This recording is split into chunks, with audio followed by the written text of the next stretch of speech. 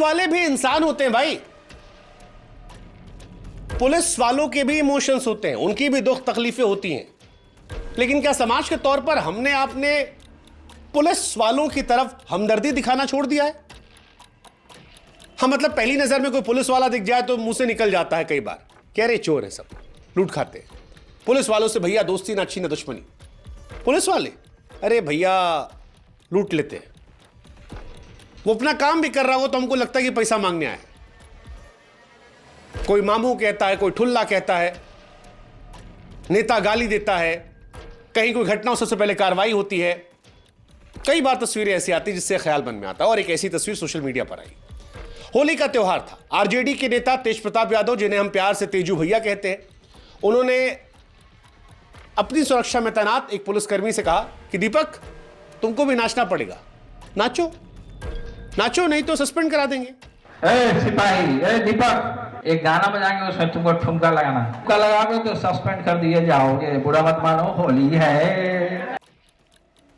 अब तेजू भैया वैसे तो अपनी एक अलग अंदाज के लिए जाने जाते हैं, लेकिन जब ये वीडियो आया तो कईयों ने उनके पिताजी से जोड़कर उन पर निशाना साधा, कहा देखो पिताजी का जंगल राज था, तब भी पुलिस वालों को जबरदस्ती यूं ही नचाया जाता था। अब तेजू भैया के अंदर भी अभी ठनक है। कईयों ने कहा कि यार छोड़ो, तेजू भैया हंसी मजाक कर रहे थे, मजाक मजाक में कहे थे बुरा ना मानो होली है, काहे को मामला बढ़ाना। लेकिन उस पुलिस वाले की तस्वीर देखकर हमारे मन में बार बार यह ख्याल आ रहा था कि अगर उस पुलिस वाले की जगह हम होते तो हम क्या करते? क्या एक नेता से दुश्मनी लेते जिसकी सिक्योरिटी में लगे हुए हैं कि नहीं नहीं नेताजी आप नहीं कह सकते हमें ये, या दो ठुमका लाग काम चला लेते? दीपक ने दो ठुमका लाग काम चला लिया, लगा कि शायद छोड़ो बात निकल जाएगी, होली का त्योहार है, थोड़ा मौज मस्ती भी है, हो जाने दीजिए। लेकिन ये वीडियो सोशल मीडिया पर आया तो बिहार के पुलिस प्रशासन ने पुलिस वाले को लाइन हाजिर कर दिया, अनुशासनात्मक कार्रवाई कर दी, होली के त्योहार पर नाचने को अपराध मानकर यह कार्रवाई की। अब हमारे समझ में यह नहीं आया कि पुलिस वाले का दर्द कौन समझेगा। क्या उसे उस वक्त नेताजी से भिड़ जाना चाहिए था, या होली के त्योहार पर दो ठुमका लाकर काम चला लेना चाहिए था? सच कहे तो दीपक का कोई दोष नहीं था। वो जो कह रहे हैं कि वर्दी का लिहाज नहीं किया गया, आप क्या करते? भिड़ जाते। और ये कहानी अकेले दीपक की नहीं है, इस देश में लाखों पुलिसकर्मी ऐसे हैं जो अलग अलग पीड़ाओं से गुजर रहे हैं। कभी आप सोच के देखिएगा कि भाई साहब पुलिस वाले भी आदमी होते हैं, वो भी चाहते हैं कि दिन रात काम करके वो आराम करें, वो भी चाहते हैं कि आपकी तरह अपने परिवार के साथ वो त्योहार मनाएं, वो भी चाहते हैं कि यार चिलचिलाती धूप में कौन जाके चौराहे पर खड़ा रहेगा कि दाएं जाओ बाएं जाओ। वो भी चाहते हैं कि ठिठुरती सर्दी में जब हम और आप रजाई, गर्म रजाई के अंदर बैठे रहते हैं, ब्लोअर चलाकर बैठते हैं, हीटर चलाते हैं, लकड़ी से आग तापते रहते हैं, उस वक्त उनको पहरा ना देना पड़े, वो भी कंबल तानकर अपने परिवार के बीच में चाय की चुस्कियां ले सके। सोचा कभी आपने, कभी खोली आपने किसी पुलिस वाले के मन की गांठ? अच्छा एक बार सोच के देखिएगा कि जब हम और आप अभी होली के त्योहार पर रंग लगा रहे थे, परिवार के साथ एंजॉय कर रहे थे, गुजिया खा रहे थे, मौज कर रहे थे, तो किसी की पुलिस वाले की आंखों में वो कश्मकश दिखाई पड़ी कि वो अपने बच्चे के साथ नहीं था, अपने माँ बाप के साथ नहीं था, वो व्यस्त था हमारी आपकी सुरक्षा में कि हमारे आप के बीच में से कोई हुड़दंगा ही ना करे? वो व्यस्त था इस बात को लेकर कि कहीं शहर की शांति में कोई सुराख ना हो पाए। और ये होली तक सीमित नहीं है, दिवाली पर भी जब हम और आप घरों में फुलझड़ियां जलाते हैं, उस वक्त यही पुलिसकर्मी शहर को सुरक्षित रखने में व्यस्त होता है, क्योंकि वो नहीं चाहता कि त्योहार के दिन कोई घटना घट जाए। कहीं पूछ के देखिएगा अपने मन में, सच कहे तो हमारे शहरों में जब बिना किसी समस्या के कोई त्योहार पूरा हो जाता है, वो पुलिस वाला उसी में खुश हो जाता है, उस शांति को सफलता मानकर वो अपना त्योहार मना लेता है। लेकिन हम और आप उस पुलिस के बारे में कभी नहीं सोचते। इस देश में पुलिस वाले वो प्रहरी हैं जिनकी ड्यूटी 24 घंटे की होती है, और सही सुन रहे हैं, 24 घंटे की। और 24 घंटे के बाद भी 25वें घंटे में अगर कोई घटना घटित हो जाती है तो भी पुलिस वाले को ड्यूटी पर तैनात रहना होता है, क्योंकि पुलिस वालों के लिए ऐसा कोई प्रावधान नहीं है जिसमें लिखा हो कि कितने घंटे काम करने के बाद कितने घंटे आराम किया जा सकता है।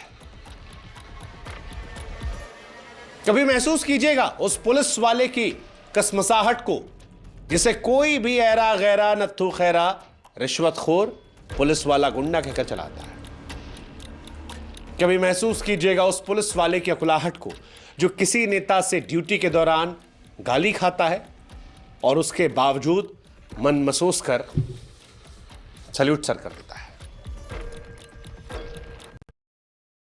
So ever since I was in school, my father always used to ask me to read newspapers. But let's be honest. उसकर सल्यूट सर कर देता है। 45 डिग्री के तापमान में जब आप और हम अपनी एसी गाड़ी से किसी चौराहे के पास से गुजरते हैं, कभी सोचिएगा कि कोई पुलिस वाला सामने दिख जाए और उसे सिर्फ आप एक बोतल पानी दीजिएगा, आपको महसूस हो जाएगा गुरु कि पुलिस वाला क्या होता है। आपको एहसास हो जाएगा कि पुलिस वाला भी आदमी होता है, उसका भी मन होता है, उसका भी परिवार होता है, उसका भी जीवन होता है, वो भी जीना चाहता है, वो भी हमारे आप जैसा ही है, मगर जी नहीं पाता। और जब ये सारी बातें हम कह रहे हैं तो हम ये नहीं कह रहे हैं कि पुलिस वाले सब अच्छे ही होते हैं, उनके विभाग में कोई खराब नहीं है। क्योंकि आप में से बहुत सारे क्रांतिकारी लोग होंगे कि भैया आप कह तो रहे हैं पुलिस वालों के बारे में, लेकिन पुलिस वाले देखिए ये करते हैं, यहां चोरी की, ये करप्शन है, वो है। तो मेरे भाई मेरी बहन, हमको भारत देश का एक विभाग बता दो, एक विभाग जिस विभाग में करप्शन ना हो, एक विभाग जिस विभाग में रिश्वतखोरी ना चलती हो। शिक्षा, स्वास्थ्य, फौज, कुछ तो बता दो। ये पुलिस वाला सॉफ्ट टारगेट है तो उसे गाली देने में मजा आता है, क्योंकि वो समाज का हिस्सा सीधे सामना होता है। इस देश के किसी बड़े स्कूल में एडमिशन कराने जाओ, हो जाएगा आसानी से? नहीं। इस देश के किसी बड़े अस्पताल में जाओ, हो जाएगा? अरे जब अस्पताल से लेकर स्कूल तक में खराब लोग हैं देश में, अच्छे भी हैं, तो पुलिस विभाग में से है। कोई भी समाज पूरा खराब या पूरा अच्छा नहीं होता, लेकिन पूरे समाज की भावना को इग्नोर कर देना यह भी अच्छी बात नहीं है। और इसीलिए हम कह रहे हैं कि हमें आपको समझना पड़ेगा कि पुलिस वाले भी इंसान होते हैं। हर पुलिसकर्मी को गलत समझ लेना यह पूर्णतः गलत है। पुलिस वालों की जिंदगी देखकर हमें आपको संवेदनाएं दिखानी पड़ेगी, सहयोग करना पड़ेगा, क्योंकि धार्मिक आयोजन हो या त्योहार, जलसा हो, पुलिस वाला जश्न नहीं मना पाता, क्योंकि वो चाहते हैं कि सब कुछ कुशल मंगल हो जाए। वो चारों तरफ पहरा देते रहते हैं, तैनाती करते हैं। जितना बड़ा आयोजन होगा उतनी बड़ी तैनाती। अभी कुंभ था, देखिए सरकार कह रही थी कि 56-60 करोड़ लोगों ने कुंभ में डुबकी लगाई। आप जरा सोचिए कि क्या पुलिस कर्मियों की मुस्तैदी के बगैर यह संभव हो सकता था? महाकुंभ में भगदड़ मची और सारा ठीकरा हम जैसे पत्रकारों ने, आप जैसे लोगों ने सीधे पुलिस वालों पर फोड़ दिया कि भैया पुलिस ही लापरवाह थी यार, कहां थे? कैमरे देख नहीं रहे थे? कहां थे पुलिस वाले? क्यों नहीं चेक किए? क्यों नहीं जगा रहे थे? क्यों नहीं ऐसा कर रहे थे? क्यों नहीं वैसा कर रहे थे? यही पुलिस वाले सतर्क होते बच जाते। जी भर के हमने पुलिस वालों को कोसा, और जायज भी था। नेताओं को कोसा, पुलिस को कोसा। भीड़ संभालने में नाकाम कैसे रही पुलिस? लेकिन जब महाकुंभ संपन्न हुआ और जब क्रेडिट लेने बड़ा बड़े नेता लोग सामने आ रहे थे, जी हमने ये करवा दिया, हमने वो करवा दिया, और जनता भी कह रही थी फलाने नेता ने बढ़िया, बहुत बढ़िया करवाया, क्या इंतजाम करवाया था? क्या हमने, आपने, किसी देश के पत्रकार ने, किसी समाज के व्यक्ति ने पुलिस वालों को जाकर शुक्रिया कहा कि शाबाश, ये जो आप लोगों ने 20-20, 22-22 घंटे जग के इस महाकुंभ को सफल बनाया है, इसकी असली शाबाशी आप लोगों की है? नहीं किया ना। रत्ती भर गलती हो तो सबसे पहले सवाल हम उन पर उठाते हैं, लेकिन इतना सारा अच्छा काम हो जाए, कभी हम तारीफ नहीं कर पाते। और इसीलिए आज हम कह रहे हैं कि भैया पुलिस वाले भी इंसान हैं, उनकी भी भावना है, उनको भी आप कॉम्प्लीमेंट करेंगे तो अच्छा लगेगा। किसी घटना में जरा सी देर हो जाती है तो पुलिस वालों की बखिया उधेड़ ली जाती है, चारों तरफ पुलिस वाले ही दोषी नजर आते हैं। अधिकतर मामलों में सबसे पहले पुलिस वाले को सस्पेंड कर दिया जाता है, लेकिन यह बताने वाला कोई है ही नहीं कि 135 करोड़ की आबादी वाले इस देश में 641 लोगों की सुरक्षा का जिम्मा सिर्फ एक पुलिस वाले पर होता है। जिस बिहार में तेजप्रताप यादव के ठुमका लगाने की बात कहने के बाद पुलिस वाले को लाइन हाजिर किया गया, उस बिहार में 1312 लोगों की सुरक्षा का जिम्मा एक पुलिसकर्मी पर है।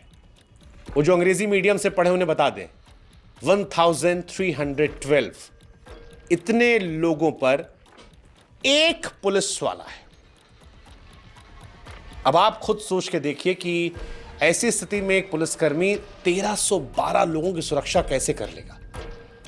अरे भाई, कोई सुपरमैन तो है नहीं ना पुलिस वाला, आदमी ही है हमारे आपके जैसा, बस उसके शरीर पर वर्दी है।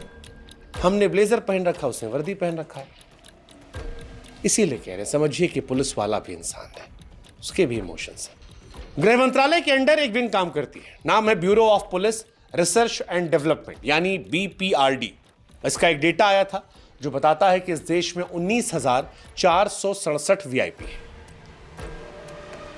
इनकी सुरक्षा में 66,043 पुलिसकर्मी तैनात हैं, यानी एक VIP की सुरक्षा पर 3 से ज्यादा पुलिस वाले। वहीं दूसरी तरफ 135 करोड़ की आबादी वाले देश में केवल 20,91,000 पुलिसकर्मी हैं, यानी 641 लोगों पर एक जवान। ये आंकड़े 2019 के हैं। 2018 में 632 लोगों पर एक जवान था। बिहार में हमने आपको बताया कि 1312 लोगों पर एक पुलिस वाला है। यूपी की बात करें तो यहां भी स्थिति बहुत अच्छी नहीं है। 25 करोड़ की आबादी वाले प्रदेश में केवल 3,10,000 पुलिसकर्मी हैं। उनमें से भी बड़ी संख्या में VIPs की सुरक्षा में तैनात है।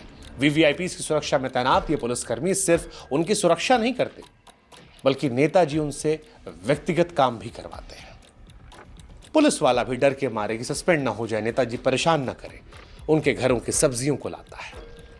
कई बार बच्चों को स्कूल छोड़ने जाता है।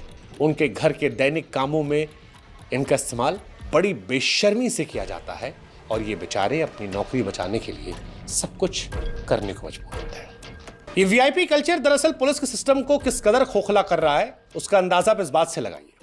इस देश में 2016 में VIPs की संख्या 20,828 थी। उस वक्त उनकी सुरक्षा में 56,944 पुलिसकर्मी थे। 2019 में VIPs की संख्या में कमी आई, 19,467 हो गए। मगर हैरानी होगी कि पुलिस वालों की सुरक्षा में लगे जवानों की संख्या में कमी नहीं आई, बल्कि बढ़कर 66,043 हो गई। देश में इतनी आबादी पर एक पुलिस जवान की संख्या शायद थोड़ी कम होती अगर पद खाली ना होते। BPRD के मुताबिक देश में 26.23 लाख पद हैं, जिनमें 20.91 लाख पद भरे गए हैं, यानी अभी भी 5,31,000 पद खाली है। अगर ये सब भर दिए जाते तो हमारे यहां 512 लोगों पर एक पुलिस का जवान होता। हालांकि आपको बता दें कि पुलिस वालों की संख्या में थोड़ा कम ज्यादा हो सकती है, क्योंकि अलग अलग राज्यों में पुलिस की भर्तियां होती रहती हैं। लेकिन फिर भी अगर ओवरऑल देखा जाए तो पुलिसकर्मियों पर बेतहाशा दबाव है और इसी दबाव में वो हमारी सुरक्षा में लगे रहते हैं।